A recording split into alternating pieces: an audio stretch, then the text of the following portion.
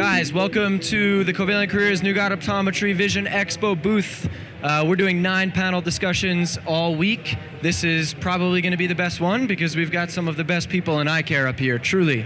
My name is Dr. Matt Geller. I am in San Diego, and we do power newgradoptometry.com, an online eye care publication, and Covalent Careers, a staffing company and career development company for eye care. So we're up here hosting educational talks around not only those topics, but lots of others. To my left, I've got Evan Kestenbaum. He's the co-founder and chief operating officer of Gateway GPN Technologies, who you'll hear a lot about and what you'll hear a lot about today. To his left, we've got Dr. Brian Rogoff.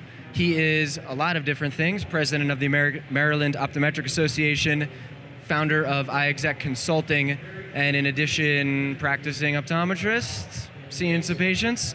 I think so. And to the left of him needs no introduction, Dr. Scott Morris. The best way I can introduce you is I never know which email to use when I'm sending one because all of the different initiatives you're doing all pop up at once, and I just pray that the one I choose is active. But they all go to the same spot. Got it. Today we're talking about how to incentivize your staff. And where I want to get started, and what I think is most important, is understanding that there's a lot of different ways you can incentivize staff because different personalities allow for different incentivization. So we're going to be talking about business metrics in a way. We'll be talking about optical metrics, the medical side of the practice, and how staff's relationship to those things can power growth in the practice. So we're going to open it up to questions and do a lot of that stuff as well. So the end goal. What should a practice be focused on if they want to grow? Evan, do you want to start that one? Sure. Thanks, Matt. Practices have so many options, and now that vision care plans are more and more taking over the industry, and more of your patients are shopping online, it's really important to rally the whole team around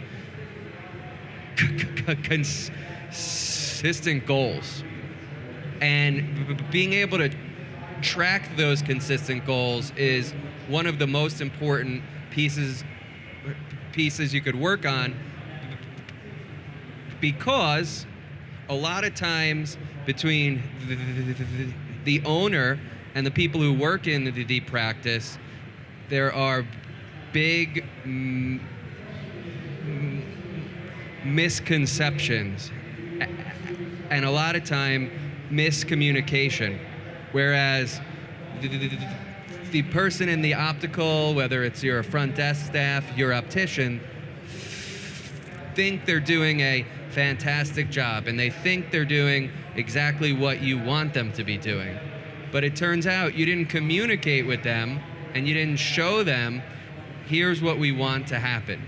So first and foremost, I think transparency and being specific about your expectations is most important. Sounds like, in a way, you know, the only way to lead or to show your team what to do is to do it by example. So either you're doing it yourself or you're using, in this case, programs to show the metrics of what's going on in the practice. Absolutely. You can't really, there we go. So you can't really expect your staff to grow and meet and be incentivized and try to meet the goals if A, you don't communicate them, and B, they're not clear about being able to see how they're doing. If you hold all the information as a provider, as a business person, you can't really expect them to improve. And so I think like using technologies like the Edge, for example, that Evan's part of, you know, I think that using that technology where your staff can go in and say, let's make this a healthy competition. Let's say, what's your patient uses own frames versus sale of frames? And let's have a little competition month to month. Oh, and by the way, everybody else can see it. Here's what revenue per encounter is going to look like. And why does this matter to the practice? Well, you guys want to go on a vacation and go to Vision Expo West? We need to generate X amount of profit. So we can all track this and see how it's going, so we know what steps we need to improve upon But it takes that transparency so the staff has complete information. Because many times, one of two things happens. Either one, they don't understand what the numbers are, and thus they don't understand how to fix them. Or B is they don't feel like they're doing a very good job and they just kind of give up, when actually they might have been doing very, very well. They just didn't have the information necessary to be able to drive the goal setting and to drive towards the outcomes that you were looking for. There's two things that are standing out here, and I think we could start with the concept of, should you share information with your staff? And I think that's probably a taboo topic. Maybe some of you guys think, well, what should I share? Or how much information should I give? Or if they find out how much money I'm taking home, and these things are kind of scary perhaps. I know that while we're not running a practice, those things are in a way scary to us. And as we knock down those barriers and start being able to reveal more information, it actually unifies the team. So can you guys touch on perhaps first that taboo of sharing information, being transparent, and why is that maybe paradoxical, where the audience may think that's a bad idea, but in fact it actually leads to more growth and helps the organization? So I'll start off with that. When you're dealing with your staff is your biggest asset. And a lot of times we get caught up as managers and practice owners, and we're always looking at the bad things, but we're not celebrating all the good things. And having those metrics and those numbers, especially from like what the Edge can do, and having everyone see, it starts to create more of a competition, and you want to kind of do better. You want to live up to what the practice is doing as a whole. So revealing those numbers and having transparency can help also uplift those other ones that might be struggling, and also it can empower the ones who are doing well to help those other ones that may not be doing as well. Got it.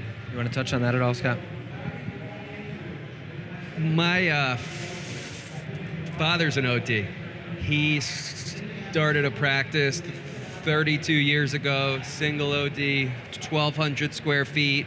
He knew how to do the exam, pick up the phone, sell the eyewear. At that time, the world of eye care is not what it was right now. So Very over true. the years, over the years, he expanded. He grew bigger and bigger, brought on associate. But the one thing that he did not do is he did not share any numbers with anybody, because he believed, as you mentioned, he believed it just wasn't appropriate. And probably about 10 years ago, he started working from 6 days a week to 5 days a week to 4 days a week.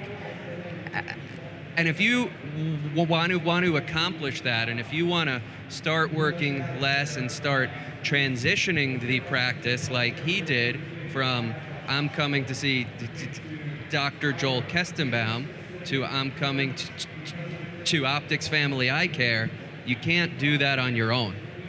So if you can't do that on your own, being transparent, start sharing the numbers. I think you may be able to test. It's hard just to start. Well, and I'm going to share some tips. Here's one of the things I do in my office. In fact, at about 4:30 today, I will get a text message that gives exactly this. I get it every single day that I'm gone.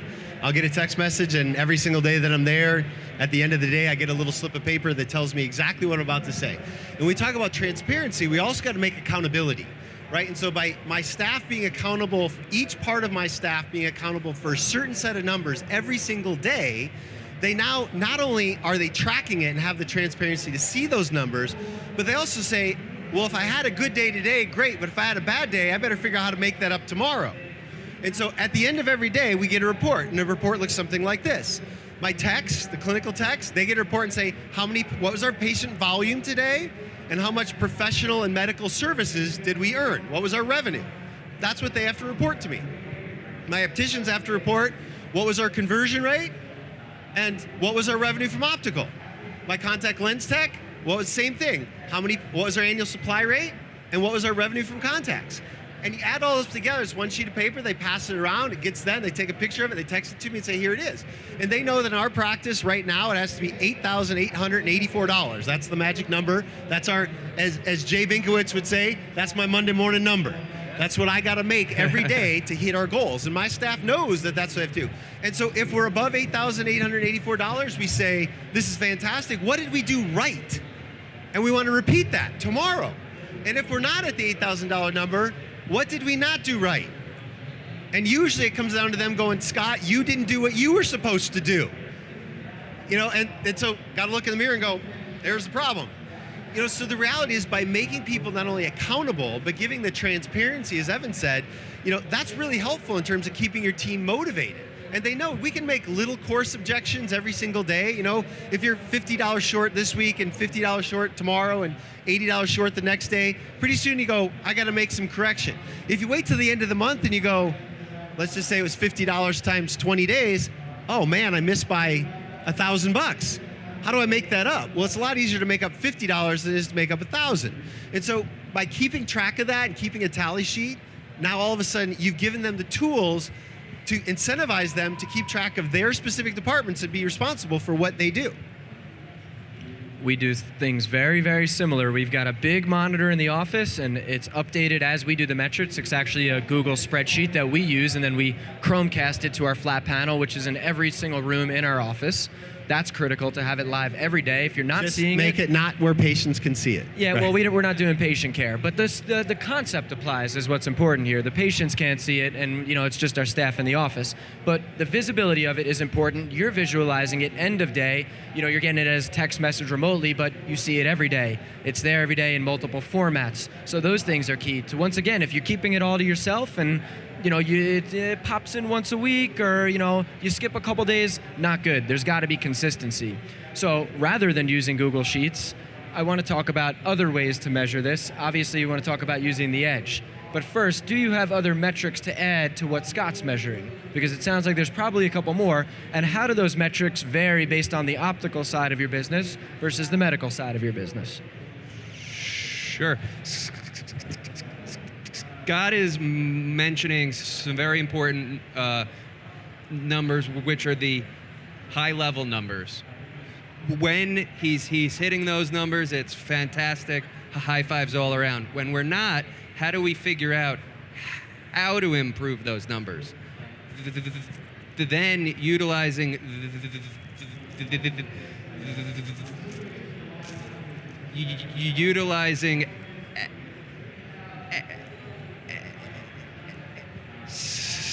suspenseful. This is the best. Utilizing Edge Pro, you could actually take a look at those high-level metrics, then drill down to what's actually taking place. So thinking about the clinic for a moment, show of hands, who has an Optos? A lot of people. About a third. About a third. Who has an OCT? A little bit more.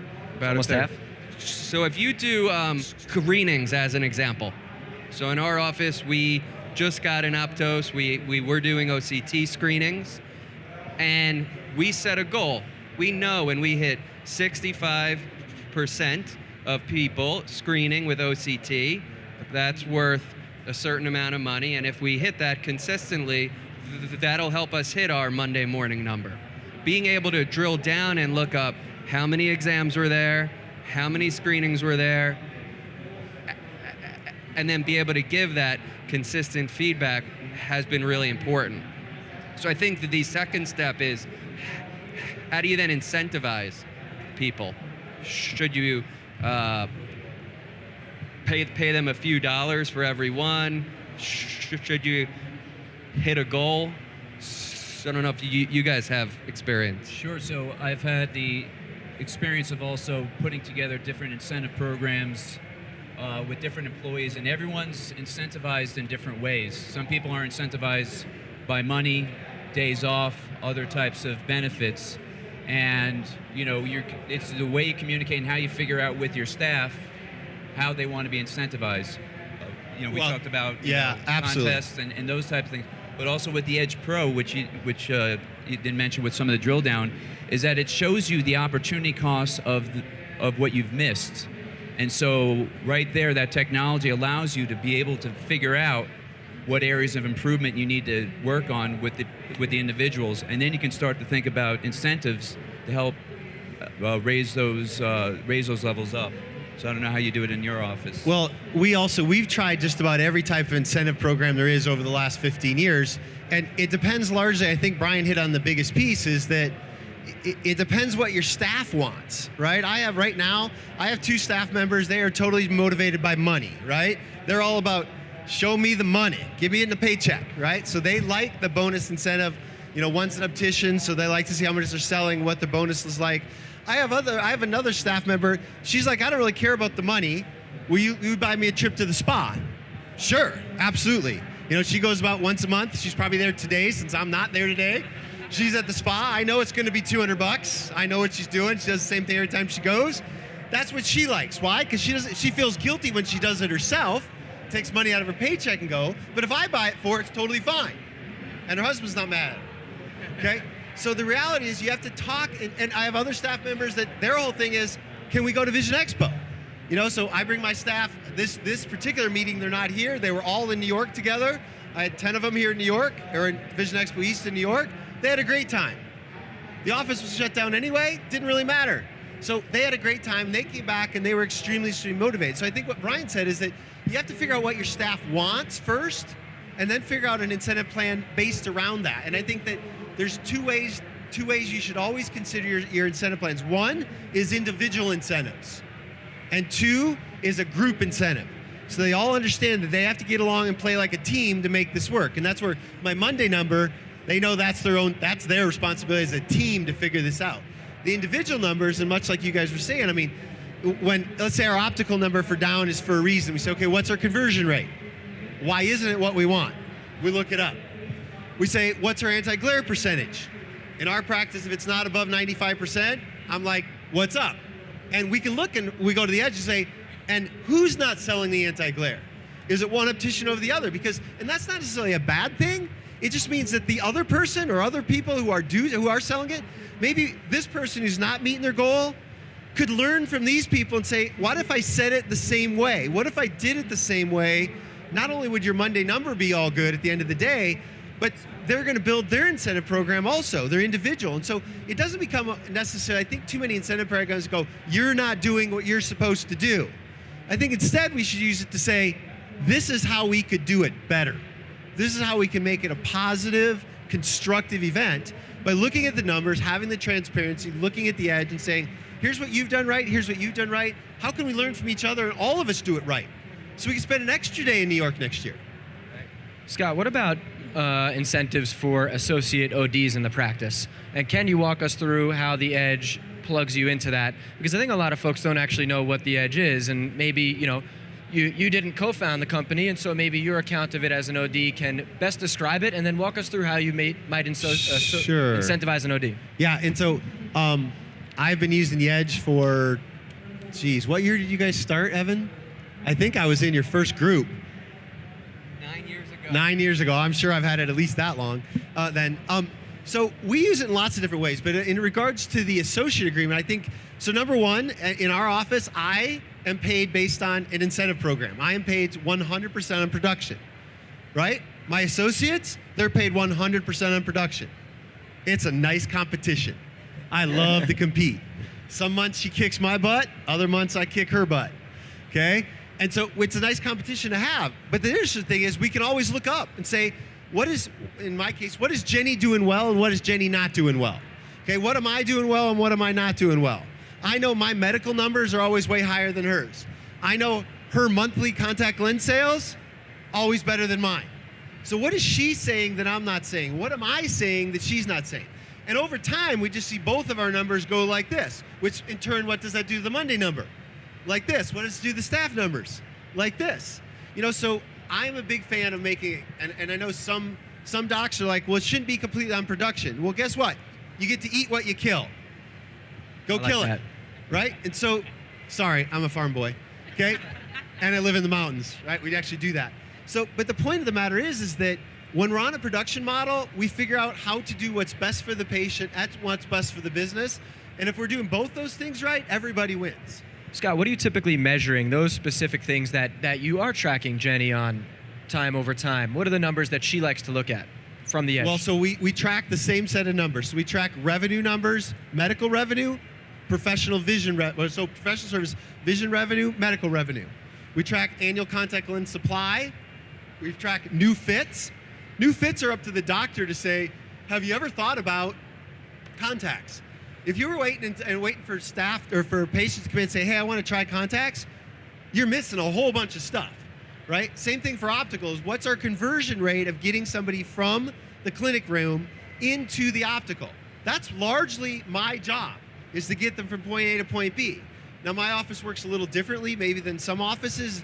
In our office, we believe it's the doctor's job to prescribe the lenses. Never are the opticians prescribing lenses. So we talk about anti-glare percentages, that's my job. And I know if that number drops below 95% in our office, we're having a conversation, sometimes with myself.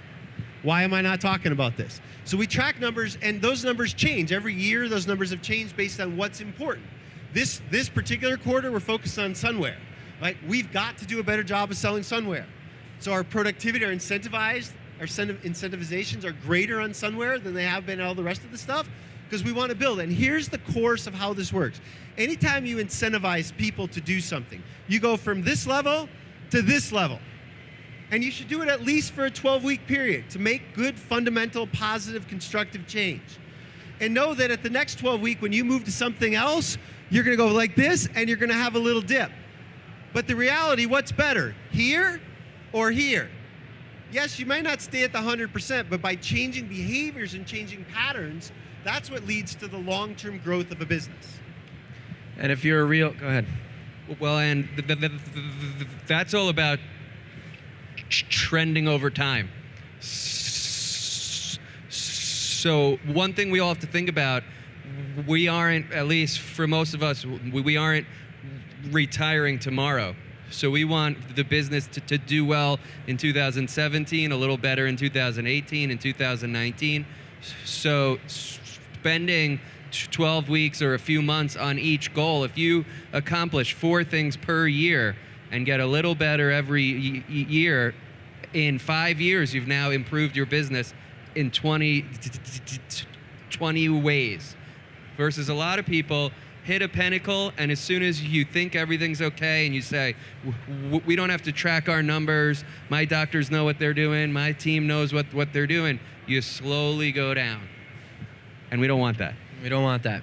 So before I open it up to questions, because I know you guys see some people scratching their head, Brian, I guess let's talk about, and maybe you can weigh in on this. I know the Edge can produce both macro, or you see the forest kind of numbers, or you see the trees and you get the details. So you can break it down by contact lens, and you could break it down by frame brand and all of those things, or you could just see it high level. From your experience, is it important to look at micro numbers, specific brands, time of day for sale, those types of things, or should practices focus on, what's generally going on, or is there value in both? I think there's value in both, because when it comes down to it, we have different materials in the office. We procure different pricing. We have different supply chains, and it's always good to know what your costs are. And to know your costs is also to know your margins.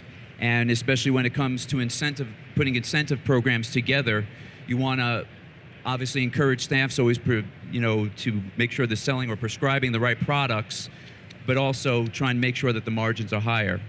So, and that over time is the profitability when it comes down to those things. So it's always important to know those specific drill down things on how you're purchasing. If you're, a lot of times if we're purchasing in bulk, if we get a closeout deal on a particular brand or something, we know that our margins are going to be higher. So it's good to know that when you're hitting these goals, that you should be able to know the margins as well and know the costs. Got it. Super important. And the staff needs to know that, especially when you get to the retail side. Staff needs to be aware of, hey, here's this promo, this product, this one, here's what we're doing for profitability. So they know that, hey, so I got something on closeout, right? I bought the frame for X. I'm going to sell it for some multiple of X, right? But you know what? If it takes it to getting that, could we reduce from 5X to 4X? Sure, on this frame line, because we know our profitability is still going to be good. And this is where you have to be able to use things like the Edge to be able to track not just the numbers in terms of revenue and efficiencies and that kind of stuff, but also be able to track what can we sell, what's our product margin going to look like, and that takes a little bit of work, but it's work that's well worth it. Because would you rather say, well, I always think of it like this: so you could spend 10 minutes figuring this out, right? Or you could spend a lot at making, let's say you do a margin of $50 on a frame because you've got some great deal, okay? $50 more than usual. And you sell 5 of those. That's $250. Is it easier to spend 5 minutes figuring that out, or is it easier to spend another hour seeing a patient, or 2 hours, or 3 hours, or 4 hours to generate that same $250? So many times doctors, from an incentive standpoint, spend all this time worrying about, let me see more volume, when instead, if they use the numbers to manage their businesses, they would find out that the incentive is as much there as it is as putting your doctor hat on. I like that one. Questions? I'm just gonna do that. What is your idea of a healthy conversion rate, Scott? What is my idea of a healthy conversion rate? Well, I'm going to break that down into a couple. I'm curious to see where Brian comes in at me at this one, because I don't know if we necessarily agree on this one. So I'm going to break it down into 2 pieces. So one is contact lens. I don't track the conversion rate into contacts. I track how many times we sell an annual supply. And my staff knows it better be above 85%. We've been above 85% for over a decade. We've got this down. We have the process down. If it dips below that, that means somebody's not doing what they're supposed to do it, when they're supposed to do, how they're supposed to do it, to who they're supposed to do it to. And so that's the number we very much track in terms of conversion rate. Now, conversion rate in the optical, I look at that as slightly different. And so I look at it as how many refractions do we do versus how many pairs of frames do we sell. There are chances that people could sell lenses without frames. We try to limit that, right? We're tracking patient-owned frames. But really, when it comes down to refractions over lens pairs, why I don't do it by exams, because people can come in for a managed care exam, managed vision care exam, and that's great. But that's number one. But number two, what about somebody who comes in and they're post-op cataract surgery, and you did refraction, and you need to go do glasses? Well, if you're not counting that post-op, then you're really skewing your numbers. So you need to look at it by how many times did I write a refraction to conversion rate. Now, the one place I'm missing, and I'm guessing Brian's going to pick me off right here, is that, well, what about those people that come in and you do a refraction, but they want contacts? That's still a conversion, right? It's just not a conversion necessarily in optical. And so I think when we talk about what conversion rate is, we need to make sure that we're comparing apples to apples and oranges to oranges. And so I think that's a big thing about how people look at it is refractions to lens pairs sold. We also have to throw in probably contact lenses into that picture. I agree with a lot of that stuff, and you've It actually wouldn't be everything. you've scrubbed a lot of the data that could be repetitive, and also to make sure that we're making sure the conversion rate is correct. Because you can have plenty of medical patients that come on in, and you might count them as exams, but of course they're not going to convert into contact lens or eyeglasses. But you did ask about conversion rate. When I look at private practice, as far as when it comes to refractions, and when it comes to eyeglass pairs, I think 90% or higher should definitely be in that realm. Yeah, I mean you don't want that's where your biggest margins are going to be in the frames there. But going through that data like you just did was actually really good. A lot of people don't scrub the data down to that level, where they'll just take a look at the exams. And the other thing you also have to make sure that your staff is doing is putting in the refraction code. Because a lot of times they might just put the 14 code and not put the 15 code in, and then your data is going to be off. Well, and there's where I'll bring up another thing. So, and I'm going to disagree with you slightly on one thing. This is a big pet peeve of mine. There is never a time when your staff should be putting in a code for anything that happens in the lane. Doctors, and this is for you guys. I'm going to point at the camera on this one, okay? Doctors, you are the only one in that room. Only you know what the code is, the services you provided.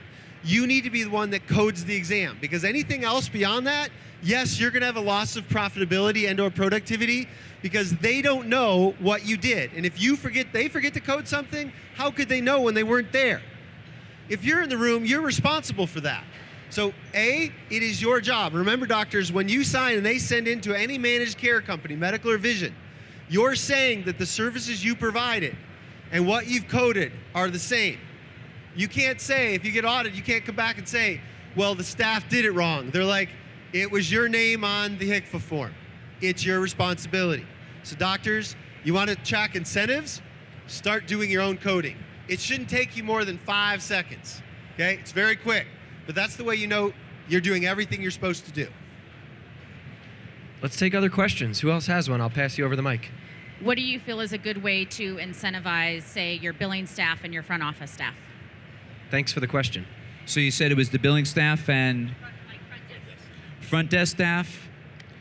You know, I'm a big proponent of net promoter scores and those type of incentives, because those net promoter is really based upon repeat business, and it's that front desk staff that really is going to be, what's when the patient first comes in and when they leave.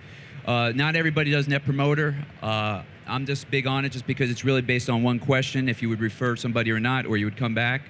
And that's really going to be, the health of any business is going to be on the way they can generate cash, not based on the market value. So if you can generate more cash by having that repeat business, is how I would incentivize the front desk staff. So the Net Promoter Score is defined as asking a single question to customers, patients, anyone in your practice, anyone in any business. How likely are you to refer a friend, or how likely are you to, Brett, help me with this one. How likely are you to refer a friend to our practice, to our business? And a promoter score is only a 9 or a 10. Anything else is, I think, medium or a detractor or retractor. Detractors like 0 through 6 if you go through 0, 1 through 6, and then 7, 8 are the neutrals or 7, the 8's passes. neutral. And so what you want is just 9s and 10s, and if you're not hitting a 9 or a 10, the question is obviously why, and you need to improve beyond that. So when you get do you incentivize them to get that Net Promoter Score higher? And I guess what's the reward? Well, the reward is the growth of the practice, having them in part of the incentive program, as Scott and we spoke about. To see what would be a good incentive for those staff members, because a lot of times those staff members don't have a direct correlation with the actual numbers that are going on every day. So a lot of that too. But the other thing also I'd always tell to a front desk staff is how much are they filling the book? Are they putting away patients because walk-in comes in and they may not want to wait? How are they getting them on the books? A little bit tough to track those numbers right away, but that ultimately should be part of everything that I'm looking at in the front desk staff. Well, I will tell you, and so my office is maybe a little different. I don't really have a front desk, so I can't really track it that way. But one of the things that we do is we have a phone tracker on our website. So any phone call that comes into our office, gets tracked as this is an entering phone call. Okay, then we can track how many phone calls come in versus how many patients get scheduled. Now, we know that that's not pure science, right? Because some people call and say, did I get my contacts come in? Did my glasses come in? But we know as looking as a ratio, month over month, year over year, what that percentage of new patient conversion should look like. So we're able to track it that way and say, are we growing at the rate we need to grow at? And Net Promoter Score is probably best done through serving up an email to the patient afterwards, within 24 hours, I would say. And then there's programs out there. I'd probably just Google email service for Net Promoter Score. This is used by Fortune 500 companies, and it's very, very popular. Just read a Wikipedia article on it, I suggest, but does give you a good health of, is your practice have the potential to grow through word of mouth, marketing, through word of mouth referrals. Other questions? Here you go. Well, I had been thinking about it. Now, sometimes when I work with offices and I note that they're not sharing numbers, a couple of problems that I run into is they're kind of typical ODs and they get involved in the program and then they want to share 18 numbers and the staff is overwhelmed. Or like I said, they're kind of overwhelmed by the program. And I'm wondering, when you're kind of starting with an OD that hasn't shared any numbers, what are the kind of 5 go-to starter numbers that you would suggest? Hey, this is what you should start with. So I just did this lecture 1 hour ago. Oh, sweet. This exact lecture with Jay Binkowitz. So the reality is, I think that when you first start, there's really 4 or 5 numbers you need to look at. So 1, revenue per hour. Okay? Because it doesn't matter. Obviously, I'd rather have an office where I only work 6 hours a day, right? So revenue per day, that number doesn't tell me much. Revenue per hour, clinical hour, that tells me how am I doing. Okay? Number 2, encounters per hour. Because then I know, am I being efficient? Revenue per hour is your productivity. Encounters per hour is my efficiency. If I know those two things, I know most of what I need to know of my practice. Those are the 30,000 foot view. These are the big numbers we need to look at. Third one is cost per hour. Because if you know your revenue per hour, and you know your cost per hour, you kind of know your profitability per hour. You hope that the revenue per hour is always greater than the cost per hour. If it's not, you have a problem that you need to fix. You need to drill down and go, is my problem a revenue issue or is my problem a cost issue? Fourth number I always look at is what's called staff revenue per hour. Now this is because one of the two biggest expenses we always have is HR. And we have to decide, are we staffed appropriately? And so this number's held true. I have run practices at 600 staff people, and I've run practices that have 4 staff people. I've consulted for mega practices and little practices. This number is always true, with the exception of surgical centers. That number can get thrown off on the revenue side, but most practices, that number holds true. You should be somewhere between about 70, 75 and 90 to 95. So what's your total revenue for the month divided by how many total staff hours were utilized on your payroll system per month? That gives you a number. If it's below 70, 75, you have too much staff for the money you're generating. That may mean you have too many staff, or it may mean that you have a revenue generation problem. Look at your revenue per hour number. If you're above 90 or 95, and everybody's thinking, well, that's great, the more I get on my staff, Mike, I promise you, if you stay in the 100 mark for very long, that problem will fix itself, because your staff will get burnt out, they'll provide less good quality care, they'll leave, your patients will be unhappy, they'll spend less, that number always self-corrects. So if you can stay humming right around 95, that's your sweet spot. Those are the 4 big numbers I think every practice should track on a monthly basis. Evan, what other numbers do you see practices tracking? Total revenue per total staff hour.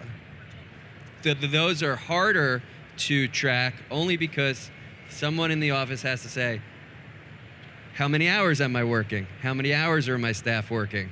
So why don't we also think about what can we do without any work, without having to keep track of the hours. The ideal situation is what Scott said. So some things we could track by the information you're already putting into your practice management system would be your revenue every month, how many exams with refractions happened every month, your ophthalmic lens conversion rate every month. Then I think most importantly is that people have to realize you own a clinic business and an optical business and understand those numbers as 2 separate numbers. Very, very, very important, because many practices, the optical's making money and the clinical's losing money. Other offices the other way around. Ideally, you want to figure out how both sides make money. Do you guys see your practices as having 2 separate divisions? If your practice has that, maybe some of you just have an optical or just offer medical services, and even then there's still a split. But do you guys see them as 2 separate, or do you see them as kind of just, it's the business, one thing? Raise your hands if you see them and treat them as separate profit centers, separate cost centers. A couple.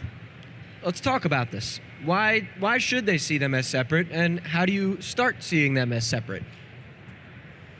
Well, the way I actually take a look at it is looking through the financials of a practice and really drilling down. You have your revenues that happen per exam, and then frames and lenses, and then contact lenses, and then start to figure out what costs of goods are associated with that. A lot of that stuff's very easy on the material side. It gets a little bit tricky on the exam side, especially if you have an incentive program where it's just based on productivity. If it's more salary-based, then you might be able to look at the exams. And once you start to take a look at that, you can start to see the gross profit of each profit center. And you can see where your margins are better than others. And sometimes you might want to be adding services or adding products that you might have to piggyback off the profit center of another one to get other things going. So I start to look at the financials to see exactly where I am, And the edge easily is able to show you what's happening on the exam side as well as it comes on the material side as well. So I actually start from there, and then I'll start to work and see where I have to tweak and where I can make improvements. Got it. Well, and it's also important to separate the clinic and the optical, since up until about 4 or 5 years ago, you would ask, what is your cost of good? And one answer that we would always hear is it's 30% or 25%, and we would say, okay, sounds good. How did you figure that out? So they looked at their total revenue, $1 million, which includes their exams, it includes their insurance, frames, and lenses, total cost of goods on their frames, lenses, and contacts, and it came out to be 30%. But what we realized about five years ago is that number isn't telling you a thing. It doesn't mean anything. Because what if there's a practice who's a highly medically oriented practice who only sells 100 pairs of glasses the whole year? Their cost of goods is going to seem arbitrarily very low. The optical staff thought they were doing a fantastic job because that number was so low, but it was really so low because we weren't selling anything. So it's really important we split between the clinic and the optical, and we find out how much money are we making from frames, how much are we spending on frames. Lenses and lenses, so split it up. So it sounds like by looking and obviously, getting the data, visualizing the data can help to inform decisions that you're going to make, whether that's related to incentivizing staff, picking new vendors, changing the flow of your office. The data, the numbers don't lie. And so I guess what I distill down from that is if you're not really treating the medical and optical as separate, perhaps it starts with the data problem. And the reason you can't treat them as separate is because you can't visualize them as separate because you don't understand the numbers going into it. So perhaps start with the numbers. Any other questions before we begin to close it out? That was a fast hour. Quick questions. I want to make sure everyone gets a chance to ask something. All right. Yeah, go ahead. So do you have any examples of how you really incentivize your employees, what spiffs you give them? And is that, what percentage of your net salaries is based off your revenues? How do you figure out salary plus bonuses and all that stuff? Are you talking on the professional side, on the medical side, or the optical side? For both. So on the professional side, Scott is completely on productivity. I believe, that's a good portion. I've also dealt with a lot of new grads coming out that have a lot of student loan debt. So when it comes to, they usually have to give some sort of salary. I'm like an 80-20 type of split on the professional side. So making sure that they can get an incentive on, usually conversions is what I look at. When your contact lenses, those are the biggest things that I see when it comes down to it, because I've dealt with some offices in different states where incentivizing on certain types of medical things can be dicey. So I've just kind of kept it simple on that. When it comes to staff, it's really, I look at improvement. It's not necessarily that they're hitting a number, it's where they were last week to where they are now. And that's where I like to look at incentives when it comes to that. How do you pay them? What do you give them? As far as that, I would do the same thing with the 80-20. 80-20, okay, gotcha. And a rule of thumb that we've always used in the optical is the managers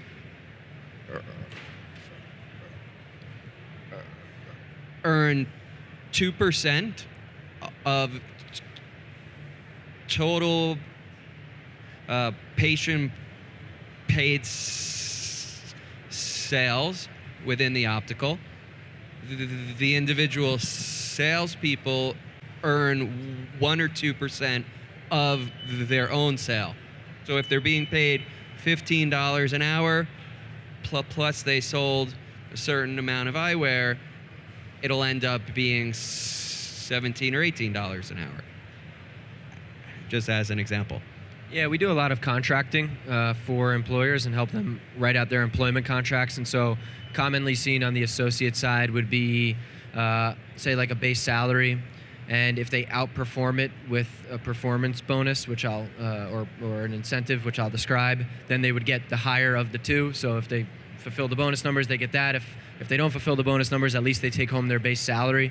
And Scott, maybe, I think you guys can all correct me if I'm wrong, but we see of collected money from that doctor's name, meaning whether they billed for punctal, occlusion and sold frames or sold contacts, or patient came in a week later because they had their exam a week before and came back in and finally purchased glasses. The receipts, the collected money associated with their name, the claims and remittance forms that came back where they got paid, typically we see a pretty wide variety of numbers, 10 to 18% of that collected dollar amount, some of that being high, some being lower.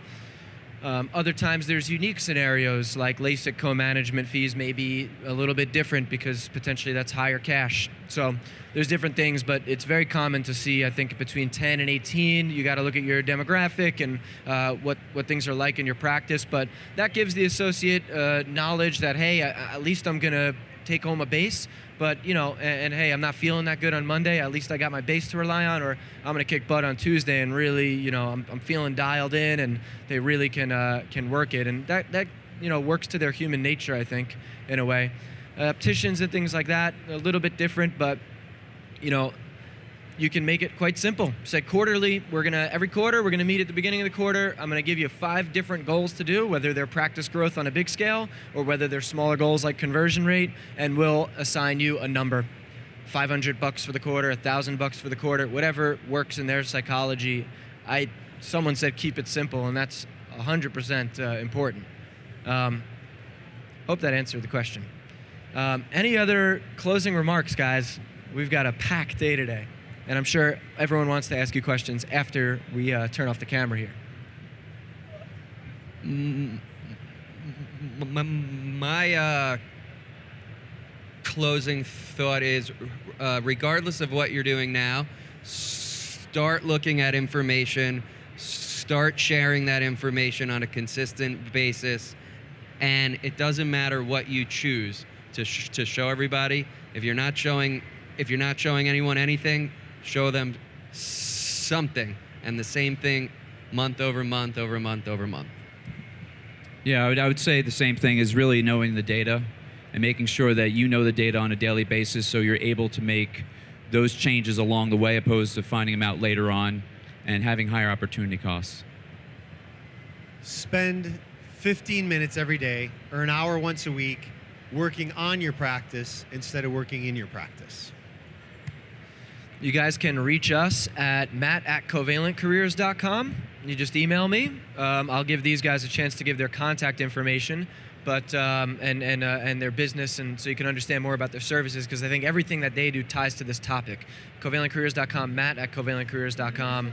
No, you can't have my cell phone number unless you ask me after the talk. YouTube is a crazy place. GatewayPN.com.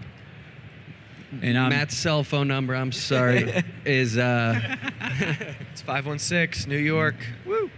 And my email is BM as in Brian Michael, last name Rogoff, ROGOFF at iexec-exec.com. Which one? How many different emails are you going to I don't know. I got like 10, but it's smorris, SMORRIS at ECCVision, EdwardCharlesCharlesVision.com. Thank you, guys. Thank you for being on the panel. Thank you for the wonderful audience. Appreciate it.